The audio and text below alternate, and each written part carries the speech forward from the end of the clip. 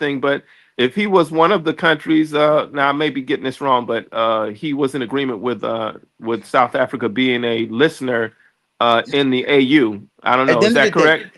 at the end of the Yeah, day, that's right? not. And he has had Yeah, relations I with mean, Israel. let him finish. Let him finish. I He's Okay, had mean, my bad. relations with Israel and some other people who are not good people countries. That's not a good alliance ally, right? That's not. So, and then United States, how he's positioned with them. That same thing with Ruto in Kenya, and what Ruto's doing in Kenya is not good. Of course, So, he's a puppet.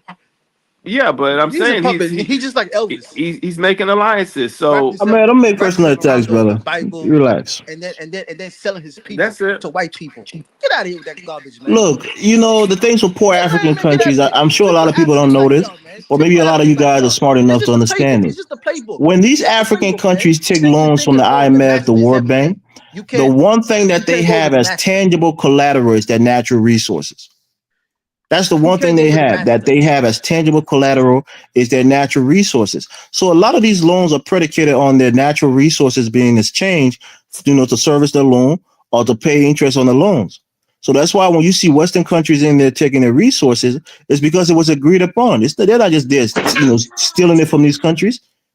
So you have to understand that when you have no actual Okay. asset, It was where agreed you upon, actually right? the asset you have is your natural resources. It These was agreed companies, when upon, they right? give you $500 million, $300 million, your collateral, the things that's backing that loan and guaranteeing that loan, is your natural resources. That's why a lot of these African countries are bleeding out of the wazoo with their Okay, natural resources going to Well, Europe because they Ibrahim mortgage their Traore natural and is resources showing to something borrow money different. from these countries and okay, Ibrahim Elvis. Traore and Ticini and Niger are It was agreed showing upon, you right? It was agreed upon, right? how they're not misusing the funds, using the monies. They're No, utilizing the monies right. The yeah, economy but is building up, which is that's the easy to do thing when that you're the you poorest got to country in the separate it, world. Shah, right? You got to separate it. it was agreed upon, right? You're talking about the governments that was there before who were corrupt. Now it's not just Right. the West; it's the government. It's the people that was in power who were misusing the monies and the funds. It wasn't the West that was misusing the money that they were getting. It was those Right. But corrupt, government officials. That's the right. difference. Right, that's the No, no, no, difference, no, no, no, and no, no, no, so no, no, no, no, you no, no, So no, also, better no, but you no, just leadership is made no, good no, no, for no. but Burkina that Faso. goes I against agree. what your Hell plans no. are. Hell It, no. it gives This nuance to man the never point you put it just as made, if though. he come up here talking like come up here talking like he's straight up white. You're not African, Well, I Elvis. mean, You're not bro, you African. gotta live in You're not reality. African. This idea You're that not you have African. that we No, as no, no, no, no. African we're so You're not African. inferior, and You're not every African. African is controlled by the white You're man, not and African, that's your man. solution to every Elvis. conversation. Stop it, My man. people work in nah, but government. Elvis, My people work in Elvis. government, Yeah, Elvis. tell him. Be quiet, man. My people working in government, Elvis. Oh yeah, You come up here your people talking are the only people that work in government. as if you're a effing white man on the goddamn MSNBC. Get out of here with that garbage, man. Get What out are of here you with that talking garbage. about? What are you talking about, bro? What you just said. What did I Oh, we're say? not the West. That these people mortgage their How do natural you think these resources to take countries? loans How from the do you? IMF and the World Bank? Is that a fact or not? But you What the hell you you don't think think the there's nothing IMF Right. is? shady? What do But you the You think don't the thing think there's about nothing IMF it, is? shady so about What the do those you think point the that World deals? Bank is? the point What you do What do you you made think the have, World about Bank Christopher? that is? You if Come they you on. use the you funds when right, you talk about business, right? It's about leverage. When you go to a negotiation table, it's about leverage. If you don't have the leverage, you're Who do gonna you come think out put the these worst people for in wear out of that position deal. of Most authority? African right? countries don't have reserve that can back Okay, up the okay, loans that they're taking, okay. I'm so gonna be they quiet for mortgage their 5 minutes. natural resources to pay for the debt or to insure the I'm gonna be debts. quiet for 5 minutes. That's simple, man. I'm gonna tell What you am I guys a saying story. that's wrong? Yeah, Anybody but can chime Okay, in. Yeah, okay. Let me say Let something me real tell you a quick. story. I'm about to we drop off. can't Let because me say something real motherfuckers quick. is talking Let me nonstop. say something. Shah, let me say something. I'm about to drop off. Please look up the Malaysian palm wine, palm tree, history. Originally, the pine trees, the pine wine, all that kind of stuff was only in West Africa. Because they were trying to get a better deal, right, a better percentage. They basically took those same plants, planted them in Malaysia, and undercut the African market. You're basically trying to imply that they have all the leverage, they're just signing bad deals. It's all false, man. They play to the Western advantage. You see the same thing happening with cocoa. We currently you see the same thing happening with the gold and all these other minerals. They play to their own advantage. It's a pro-West trade system. And that's what Ahmed is talking about.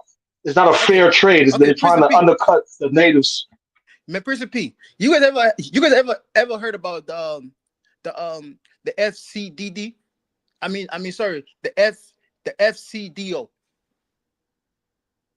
Nah. Tell me what that is. What that is? Okay, it's the what do you call it? It's basically like the British IMF and the World Bank. Basically, the foreign, what do you call it? The Foreign Commonwealth and Development Office, basically, right? So it's basically, it started in what year it started? It started about 200 and something years ago, right? So what the British did, right? The British went around the world, right? When they would dominate the world, right? They took over these countries by force, and they took their resource, and they took it back to England, right? And developed their countries and make sure that all these countries suffer, beneath them, right? And they have all these ships around all these oceans and stuff like that, right? So then when America came to power, right? About 80 years ago, right? They developed a bank, which was the World Bank and the IMF. It's the same concept. It's the same concept. There's nothing changed. It's just the same concept. They go around the world talking about human rights and democracy. You understand? When you want to, I'm going to give you out this. This is 100% facts. I have a family that work in governments. When you want to become a president in Sierra Leone, you got to go to the British government and tell them, pick me. I won't become a president. Then the British government says, okay, well, this is what we want. You got to give us this. You got to give us that. Then once you agree, then you have election. When they have election, it's a fake election. It looks like there's actually election, but they already know who's going to win. You understand? So when somebody wins now, then they know exactly what you're going to do and how you're going to do it under the British government. All these money from most of these politicians, right? All these corrupt leaders in Africa for years, for decades, their money is in the British bank. Some of their money is in the World Bank. America knows what these leaders does. They know exactly. The point of these banks is So to make sure these countries. can I get in? Right. Go ahead. So the Pact for the Continuation of Colonization, if that and that alone is what those three countries broke from, which they did, and to have those bases moved from their countries, that is a win. If nothing else, that now they're still tied to the CFA. They're still tied to the CFA, but they're working on their own currency. They're working on it. They got a car company. They got a tomato company. They got all these tractors and all this shit coming into Burkina Faso. Everything comes back to money, not who you pray to. Man, you gotta be quiet, brother. I was quiet and let you say your thing you're saying. Let the brother talk. We're trying to hear Chuck. Yeah, let me. Yeah, I hate for your voice to be running behind. I want to hear everything you say, bro. So I'm gonna wrap it. I'm just saying really quick. I'm gonna interject and hit it and quit it. And yeah, that's it. Basically, we're seeing the progress that these countries are making, and even though they are trying not to take these loans, in fact, what I'm getting, the news that I'm getting is that they're not that Burkina Faso is not taking IMF loans. But then when I try to Google it, it says that he's taking some other smaller different type of loan that is not the regular IMF loan. So maybe he is, but he says that he's not.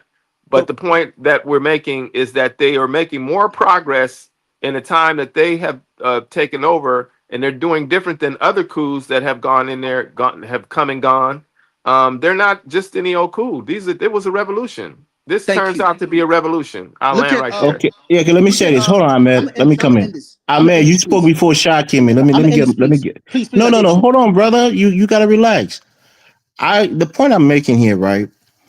If you don't carry your best and brightest at the negotiation table, your lunch is gonna get ate up. And in Africa, what we do, our government, who the people entrust to negotiate in their best interest, they negotiate for pennies on the dollar. In my country, Liberia, for example, we made one of the most, the worst historical deals with Firestone. We get them a 99-year lease for pennies on the dollar. And the country, our president, the government at the time, their explanation was this is going to foster economic growth, so it's a good deal. And in hindsight, it was a terrible deal. So if you take idiots to go, negotiate for you on your behalf, and they get rinsed, and your country is suffering the repercussions because you got stupid people or greedy people who will sell your resources for peanuts, then that's your fault. That's your government's fault. Well, hold And on, that's I a mean, difference. that, Stupid He's yeah. people a and greedy puppet. people They are two put him there different for a things. reason. You're not But either understanding the way, game. it's ineptitude, He's a right? puppet. Either way, it's ineptitude. If Elvis, He's a you Elvis, puppet. man. They put him there for a Elvis, reason. Come on, you man. sound like Colin, man. You sound like Colin. no, Colin be I'm Yeah, thinking being that you guys not realistic, African. brother. if you Come We as on. if you just Africans, have a nation and we you can't tell them this is think your He's that a the price. white puppet. man is He's our friend. supporting They're for a competing reason. against us. They No, want but to you get the think best out He's of over here you talking like every this. time they Elvis, negotiate with MSNBC, you. man. Nah, get out Elvis, of you here, think if man. So you give I them want to a see what price, they're guy can gonna pay prove you for that price that you MSNBC, man. request, or they're gonna try to undercut you? no, Man, get out of because here, it's man. like taking a loan from the bank, brother. You can't just go to the bank and say I want a loan and they give you the amount That's that you not want. They how the look at your world works, man. financials, they You look at put your in effort. liability and your assets. They look at all of those things before they give you any loan. That's the Bro, same. That's the So same way it it's works a with the it's a World Bank. scam. It's a Elvis. scam. Why is it Exactly. How why do is you it get the when a empty country money? like exactly why is a country like Mali or Ghana when they have their gold in their hands is valued at less, and when it's going into the hands of the European, it triples and quadruples? Why is that? You don't think Is that's it refined? Is it refined? Is it refined? but is it aren't you able to do Refinement, more things with refinement unrefined adds gold? value to raw materials, brother. Bro, the Elvis, other Refinement. parts about It, Bro, the none of it agreements makes and sense. taking the loan, you know the kind of shit that stipulations they put on you to take. This is what makes it a scam is the fact that they tell you, okay, you're gonna get this money at this high interest rate. It's hard money, it's gangster. And then you're not gonna be able to grow these foods. You can only grow these foods. You can only do these things, only do these things. Tell them, Shah. They put all of these types of because stipulations you're a on you. high he risk doesn't come from a borrower. No, family no, of that has They nothing to government. do are a with high high He risk. risk doesn't. He borrower. doesn't No, They come from probably a family of defaulted on telling you many government. that you loans can't grow before. certain foods is high risk. That has nothing to do with He high doesn't come risk. from a family of Listen to what I'm government. That has saying, to do brother. with your trade. That Thank you, has to do with Shah. what you Thank you, can Shah. trade and what you can't trade. They don't want you Then, to then you to don't be take the trading deal, anything. right? You don't take the deal. If a person goes to a used car dealership and You has get poor credit replaced, my and friend. they're Now charging you 50% interest you're and saying it's a you legitimate realize that you loan. need this job, you need this Now car you for your can't. job or else you'll be homeless, you take it because you're First you say desperate, it's a right? legitimate loan, and now you're saying that, oh well, you took the deal. It's not a legitimate loan. It's a Oh, it's not a scam. legitimate loan. No, I mean it's a scam. It's What a do you think the scam. IMF And does they to put puppets in other office. They leaders? put the I mean, puppets in office. The greedy, stupid you people in guys are just office. the worst, brother. Come on, You man. treat Africans like kids, like we're kids, and these people are supposed to But pamper to us. But you just answered all of that. You said they don't put their brightest in No, the places of you give me negotiation. an example of some of the clause that they put into a contract. You know what a contract is, right? You have to have an offer, an acceptance, and considerations. Once you have that, you have the meeting of the minds, and you have a contract. So Right. when Meeting these of the people minds. offer and you accept and you know what their What did you just say considerations about are, the which is the meetings of the clauses in the minds? contract, you What did agree you to a just say about the contract. meetings of the okay, mind? You okay, just said that they send their most Elvis. unbright, the stupidest So whose people fault is are that? That's the greedy. point that I'm making. Wait a Is that minute, the wait a West minute. fault? Meeting of the minds. No, it's Elvis, not. let me ask you a Okay, Well, I then. will say that. Let me say this. They put those people in power. They rig the elections to put people in power. thank They do, you. and then when the right person gets in office, what they try to Thank you. do It's to common Ibrahim sense. Traore, what did they have had 20 attempts of assassination on his life. It's They killed common Lumumba. sense. They killed Salvini Olympus in It's Togo when he said common he's not going to sense. do their. They killed the brother in Togo when he said he said he's going to do the currency, the CFA thing in 62 or 63, 62. And then he changed his mind. And then a year later, he was assassinated. Thank you. It's So common this is what sense. they do over and over. Elvis, come on, brother. You're a bright Yes. I'm man. Look at What are you Ivory no, talking Coast. brother. about? We Ivory know Coast. this, right? Well, Ivory Coast. The every time we president say these things, it that's makes in us power. look so inferior, right? That we're so No, you're missing gullible, the point. inept, It's and true. naive that anything the white man said, we do it. What does that tell you about us as No, black people? no, it has to do, and this is the part where you say that it's not a flex, it's not a win for what the Ibrahim Goita and Ticini has done, because what you're saying that's not a win, that's not a big deal. But I'm saying that the reason why they're able to do these things is because people are afraid to die. They get put No, in these because positions. they align No, themselves with no, another no, power. no. They They're align themselves with greedy. another power. They're greedy, or they're stupid. And most of the time, they're not stupid. Most of the time, they're greedy. Oh, And then they also tell them and say, "Look, you're gonna take this job. You're gonna do this, and then if you oh don't do God. it, you're gonna die." And they say, "Well, I might as well just do it." I mean, this is what How do the you logic. I believe that a lot of these people want power or money or both, and this is why we're undermined all the time.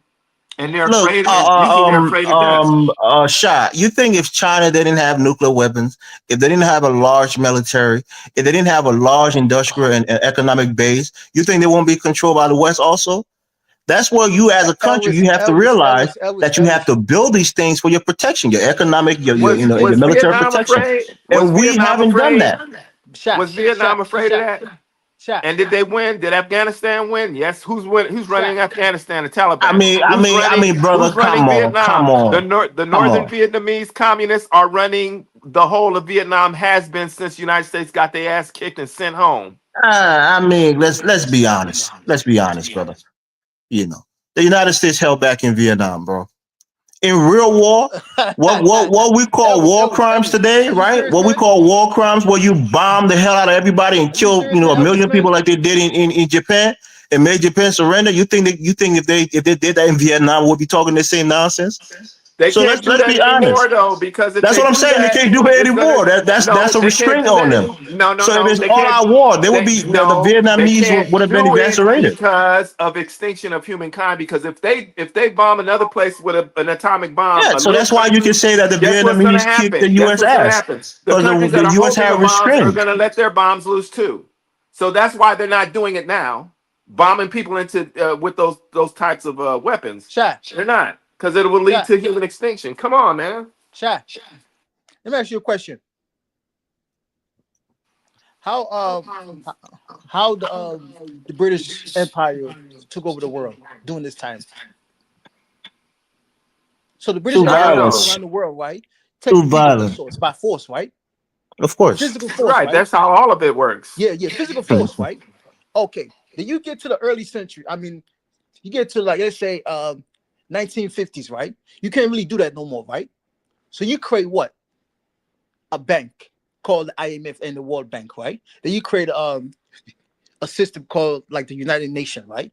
Then you talk about democracy, but you're still doing what the British Empire was doing behind closed door, using what? CIA, using what you call the CIA for the British people? I forgot what they call the so you know so and so, right? Poison other leaders, right? It's the same concept. It's not the same concept. Ahmed, how many loans have you taken out from a bank that the bank forced you to take out? You can't listen, Elvis. I come from a family that used to work for the I don't want to government. hear that, brother. I'm telling you, a bank is there, What are you talking about? and How many only you go to the bank to go borrow money. The bank don't come But to you and that's force not you to borrow you're money. using the analogy of an individual getting a loan to the way these countries are being No, dealt I'm with. saying these countries Come go to on, these man. banks to borrow money for development, for running of their governments. They No, go to the you don't. bank. The bank don't come to them and force No, loans on them. You know that. Nah. You see, this is no. the That's Okay. same not what guy that's that So you not what guys are happened now saying that the bank forced these people to borrow in money from them. Iran. There's a history you of name that me a too country. that you need to read about that story about the British this British company that started the first oil company, I think in Iran. They came into Iran before it was called Iran, it was Persia or whatever, and how they started this British oil company. That was one of the first ones. And the history of that is wow. It should blow your mind when you read the history of that, and it shows you, it sets a precedent of how they did that kind of thing. Nah, Other he won't. countries did that kind of thing. He won't. Bro, America is an It empire, won't blow brother. his. That's what I keep saying. I It won't know blow his some of us mind. that live here or some of us that are American citizens, we expect our country to be good and be altruistic. The country is not there to help African countries. They're not there. They're doing business. They're not That doing No, business. stop They're saying they are colonizing. They're doing colonial no, settler business. states, and they use You violence to can't take do shit. business with somebody who categorize That's it as, not invaded right? you. business. That's not business. That's not Whatever you want to business. categorize it What are you talking as, about? No, right? it's You taking America shit. is It's not know there for mouthing what it is, Africa. man? motherfuckers. They How Yeah, dirty taking the world is. whatever shit. you say, brother. They I'm just telling you. no, they taking You know shit. how That's dirty what the they world is, doing. man? Are you Nah, kidding? Do you know how what are they dirty the taking? world is in They politics? took the Congo and they never gave up the Congo Yeah, since Leopold came in there. Elvis, Never. do you know Have how dirty never the world let is, man, in that shit politics? go. So you're telling me that the Africans can't take their own countries because the white man or the European countries are just so powerful and they take No, a we country and they can. can We hold on to it for can. hundreds of years. They took Burkina Faso, Niger, and British Mali ruled the back. world for 250 years. How about America that? took over. We haven't had a chance yet. We are working on it. British run the world for 250 years, my friend. Yeah. Can I speak as You well? cannot run the world for 250 years without, doing some fucked up shit to other people in their own land. What are these guys pacifist? Do you know how empires are won? Do you know how people are conquered? You know, Can I, you have to fight wars. You have to kill people. You got to take resources. You got to take land. I mean, what do you think this is? You think this is a fairy tale? That's how empires work. If you have You're a greater talking. No, military, I'm a not stronger talking. military, you're going to go Okay, in and okay, kick okay, ass okay, okay, okay, and take okay, the okay, land. okay, okay. You just but saying that what they doing, right? So how in the hell you telling us that? Oh, the league just said, oh, we're taking. You basically agreeing that they forcing us to do exactly what they want when Yeah, they signed the if contract. a man comes into your We house and do kick it. your Let ass me and take finish your that, wife man. and your Come family and on. you're powerless to do nothing Well, about it, you don't no, deserve your wife and your that's family. different. Now that's No, different. I'm When you giving you have these, these little examples that we yeah, can but relate to. all imperialism is not the same either. Because if you yeah, look at Mali and Songhai, they yeah, absorbed other small nations into and enlarged their territory, yeah. but they didn't do the shit that the Europeans did. Yes. It's not made Because at the end of the day, Europeans is all about dominate you and control you to the way they feel like. It's all let about me taking your resource and taking it back to Europe because they don't have it. Bro, let we me did the answer. same shit Because in they don't Africa. have it. What you were saying, these Common African sense. empires, they Common requested sense, people man. to pay tributes to them and Right? threatened That's them with true. violence if they didn't. So what Let are me we add my talking two about? It's the Yeah, cents. same way we yeah. did in the ancient world. Let me Yeah, add my two that cents may on be this. true, but it still wasn't the same that the way the That's what Yes. Europeans we're did it. saying. Our Yes. turn hasn't come yet. But Mr. don't Banks, say as if, can oh, they can I not. speak as well? Yeah, go ahead, go Can ahead, I go ahead, speak? go ahead, man. All right. Yes. So I've been hearing because there was back and forth and speaking over. So I decided to leave you and give you some time. This is what I'm add. Um, I'm right, or I'm for the guys who are talking that the way how the imperialists, especially the West, have been dominating Africa. It's through their structure. It's not one organization. It's not only the World Bank. They collaborate. That's the problem which like we find ourselves as African. Of course, Africans built like empires, but our way is not the way how the West does it, or is not the way how the Oriental does it. For example, if I can go in the Congolese history, you've heard about Lunda Empire. This empire was not actually built on like fighting or conquering other people. No, it was different kingdoms who came into agreement. Hey guys, we are brothers and sisters. Why can we build this brotherhood around this chief Moatiamv, and that's how that empire came to be a Lunda empire. You can read about it. It was not like conquering, but yes, it doesn't mean that there is no other kingdom which conquered other people's land to be a kingdom. For example, for example, the Rwandan kingdom. It was a small central Rwanda kingdom, but the king starts conquering other people's land through different type of techniques, maybe dissimulation and sending his spies, then attacking, or sometimes sending a cattle herder who will start giving him information, and that's how they came to absorb other kingdoms. But when the West, what they've done, you see, although they've divided Africa into different, colonialists, the German, the French, the English, and stuff. At some point, just even by calling that Congo conference, which they came to change to a Berlin conference, it's because they were nearly about to start fighting among themselves.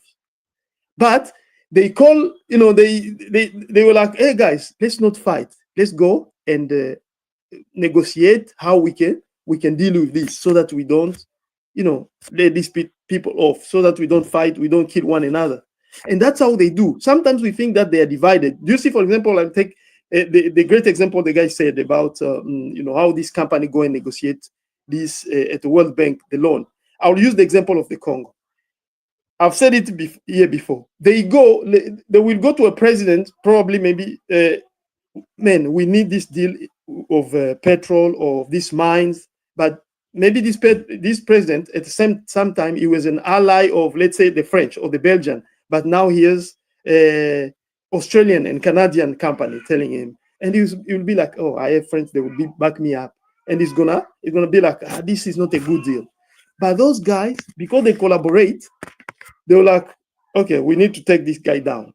And without you knowing, it will be all of them collaborating. You are thinking that you have allies, but actually sometimes they are the one who are giving out some other information. And that's how they took out Mobutu. Because they went to him and proposed him some deals. He felt that it wasn't good. What they did, they went to other people who were greedy of power. That's why the guy said it's sometimes about greed. It's not only, it doesn't mean that those guys who go to negotiate the deals, they are stupid. No. Sometimes it's about greed, but also it's the mechanism or the institution that our competition have built up, the World Bank, the UN, the International Monetary Fund.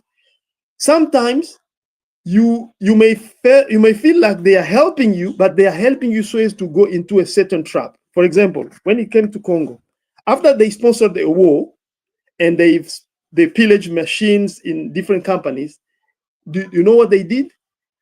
It's the World Bank actually who structured a Congolese mining code. And what they advise, you may think that they are advising, but if you dig deep, it's like they are obliging you. And they advise the Congolese then leadership to go and sell some different, like if, for example, the Jeka mine, they advise them to sell it to these Western investors, saying that these Western investors will come with investment. But later on, people discover that they didn't bring any investment. They went and took the World Bank loan and wrote the way how they structure things. That loan is under Congo, but it's a Western investor who is, it's just mind-boggling. So they have their way how they play with this leadership. Sometimes they're advising you, but you don't have no choice. Let me say this, Cole, right? Yeah. So, then guys, we gotta close out. We gotta close out soon. Okay. Yeah, it's been a long one. Yeah, it's been a long one. Thank you for keeping us on, Dynasty. But let me say this: if you go and negotiate, you say these people are advisors. They're giving you usurious rates in your loans. That's why you have lawyers. These Africans who are professional people who are lawyers are supposed to read these contracts thoroughly, see things that is not in the best interest of the country, and reject the loans. This guy's special. That's the point that I'm making. Let's blame our African leaders for not being competent enough, for not being smart and bright enough to fight for the best interest of their people, and not take loans that are predatory and that will keep their countries impoverished. That's the point. All right, we're going to close out. Everyone, thanks so much for joining. Like, share, subscribe. Until next time, family. Dynasty Research for Peace. Thanks, Dynasty.